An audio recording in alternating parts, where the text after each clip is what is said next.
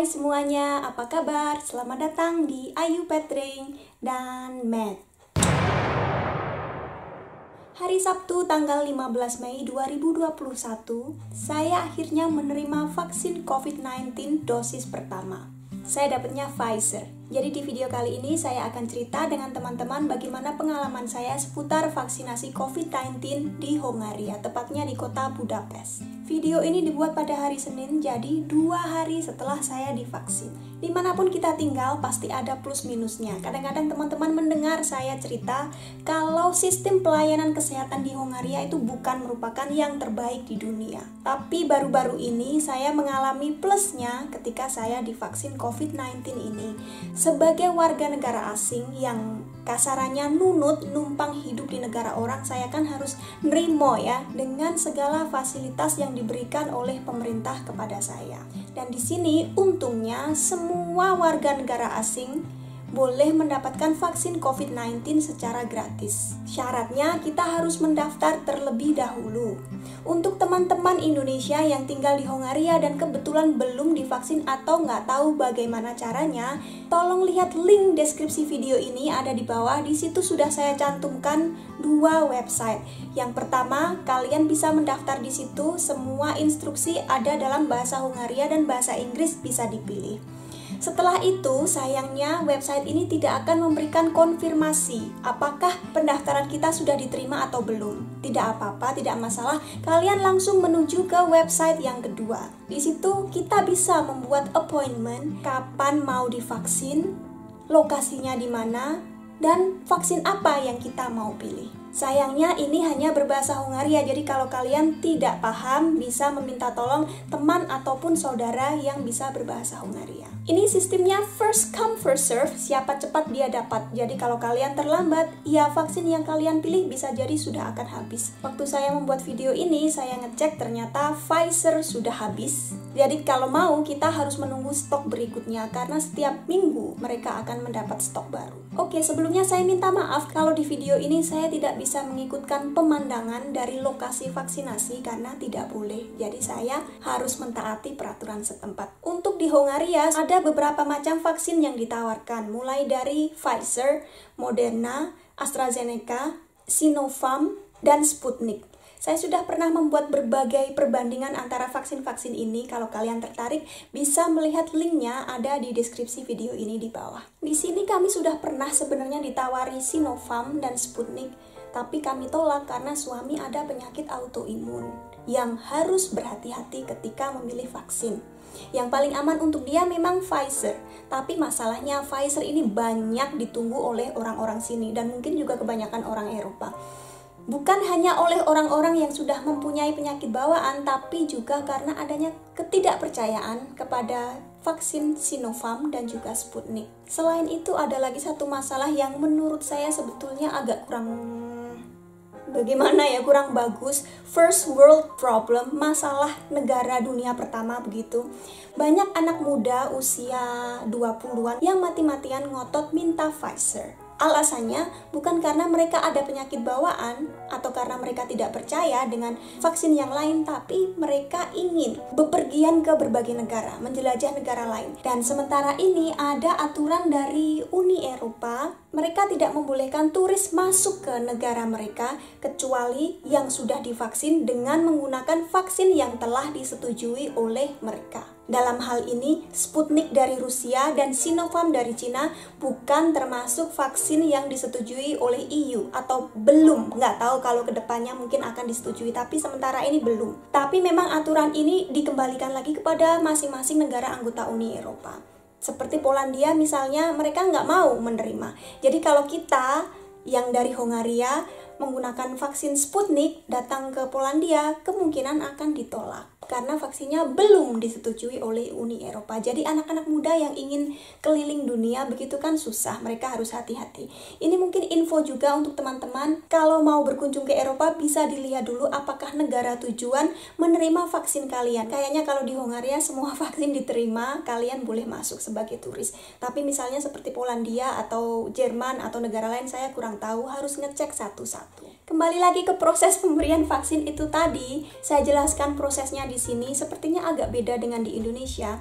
Appointment saya jam 10.55 pagi. Kami sudah datang jam 10 pagi. Kebetulan kami pilih salah satu tempat yang kurang terkenal di rumah sakit di Budapest itu. Takutnya banyak antrian. Ternyata di tempat yang kami pilih nggak terlalu banyak orang, jadi cepat sekali. Kami langsung masuk, tidak harus menunggu sampai sesuai dengan jam appointment kita. Di rumah kami sudah mengisi formulir sakit apa, ada alergi apa, seperti itu teman-teman, dan surat itu kita bawa, kemudian di sana diminta oleh petugas. Tidak ada dokter yang akan mengecek suhu tubuh kita, kemudian mengukur tekanan darah kita, seperti itu nggak ada. Saya nggak tahu apakah ini karena orang-orang sini sudah dianggap disiplin. Kalau mereka punya tekanan darah tinggi, kemudian ada demam, mereka nggak akan datang untuk divaksin atau gimana, nggak tahu. Tapi yang jelas nggak ada dokter yang memeriksa. Formulir kami diambil, dari situ kami diarahkan harus pergi kemana. Di ruang vaksinasinya hanya ada satu dokter, 2 orang pasien boleh masuk sekaligus. Jadi saya masuk bersama suami, saya di sininya dokter, suami di sini, langsung disuntik cepat sekali dan gak berasa sakit sama sekali karena kecil segini kan, jarumnya juga sangat tipis. Setelah vaksin kami harus menunggu selama 30 menit, tapi untuk Ayah Matt harus menunggu lebih lama karena ada riwayat penyakit itu tadi. Semua petugas dan juga dokter yang ada di lokasi sangat ramah. Mereka semua baik, yang bisa bahasa Inggris berusaha berkomunikasi dengan saya pakai bahasa Inggris, yang tidak bisa pun pakai bahasa Hungaria saya sudah paham karena hanya yang basic-basic saja gitu. Pfizer seperti juga pada Moderna, AstraZeneca, Sinopharm dan Sinovac ada 2 dosis. Biasanya dosis kedua akan diberikan 3 minggu setelah dosis pertama. Tapi akhir-akhir ini beberapa negara Eropa menggunakan teknik yang berbeda.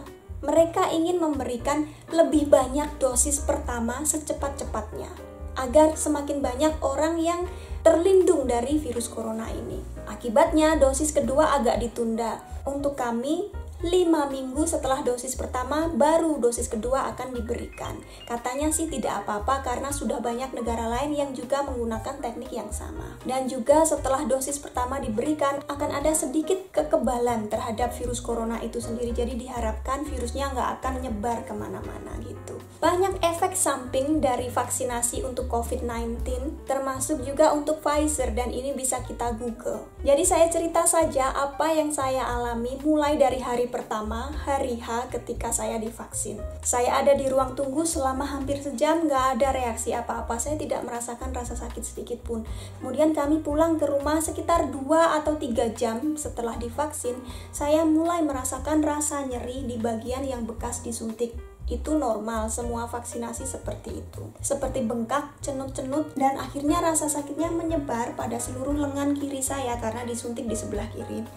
Kemudian ujung-ujung jari saya ini terasa kesemutan dan untuk bekerja agak susah, misalnya untuk ngetik atau untuk memarut keju karena kan saya harus bekerja di dapur ya.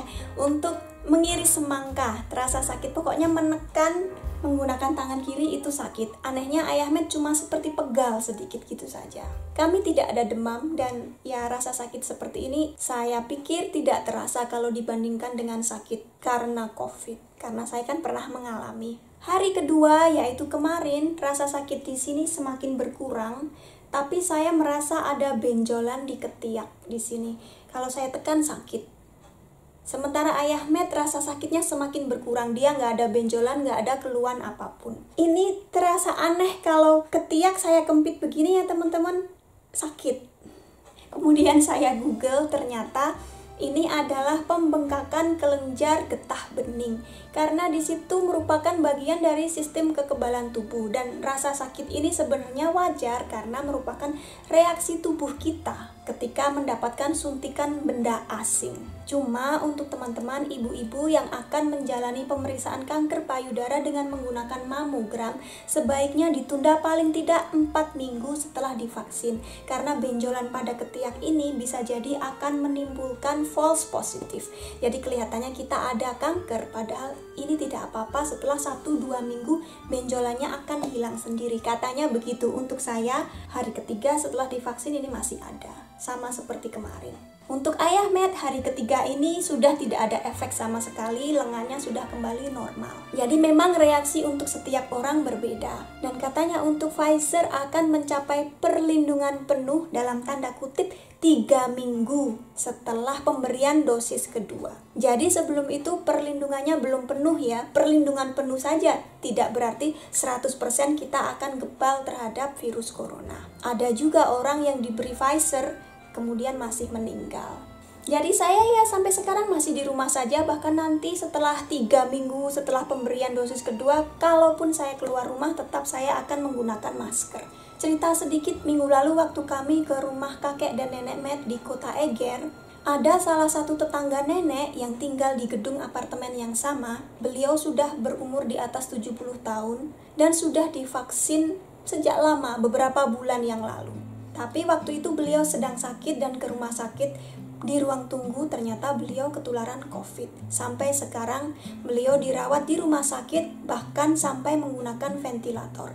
Kalau sampai ventilator itu kayaknya sudah berat sekali ya teman-teman. Di beberapa rumah sakit di sini katanya 70% orang yang menggunakan ventilator karena virus corona akhirnya akan meninggal. Padahal beliau ini sudah divaksin. Waktu kami dalam perjalanan pulang ke Budapest, Ayah Matt sempat mengisi bensin dan di situ dia barengan dengan beberapa petugas ambulans dari rumah sakit yang ada di Eger.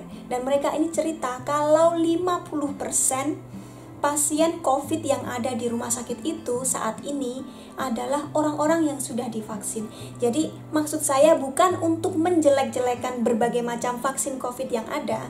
Faktanya memang ada beberapa orang yang kebal terhadap vaksin. Sudah divaksin tapi ternyata kekebalan tubuh mereka tidak menciptakan perlindungan terhadap virus corona. Mungkin ini yang terjadi kepada tetangga nenek itu tadi. Selain itu, kalau untuk para pasien di rumah sakit lainnya, kebanyakan dari mereka sembrono karena sudah mendapatkan dosis pertama atau bahkan dosis kedua juga. Mereka merasa sudah kebal terhadap virus corona. Mereka keluar kemana-mana ke tempat umum sudah nggak pakai masker lagi, kan sudah divaksin, sudah aman. Nyatanya mereka tetap tertular, kemudian harus masuk rumah sakit. Ya gimana ya kenyataannya, memang mungkin orang-orang sudah bosen, sudah capek, lebih dari setahun kita harus di lockdown. Padahal kalau saya pikir lockdownnya di sini ini ya nggak sama seperti lockdown di berbagai negara di Asia. Nggak pernah ada larangan untuk bepergian antar kota misalnya. Tapi ya entahlah, orang-orang sepertinya sudah mau keluar gitu. Katanya tiket untuk liburan musim panas ini nanti mulai bulan Juli, Agustus, September ini kan musim panas. Harganya gila-gilaan sangat mahal karena orang-orang sudah mau pergi kemana-mana. Kalau kami secara resmi mau bepergian kemana-mana sekarang ini diperbolehkan oleh aturan ya teman-teman. Nggak ada larangan untuk bepergian keluar dan restoran di luar seperti itu juga sudah mulai buka. Tapi kan setiap orang ada prioritas dan pertanggungjawaban sendiri-sendiri.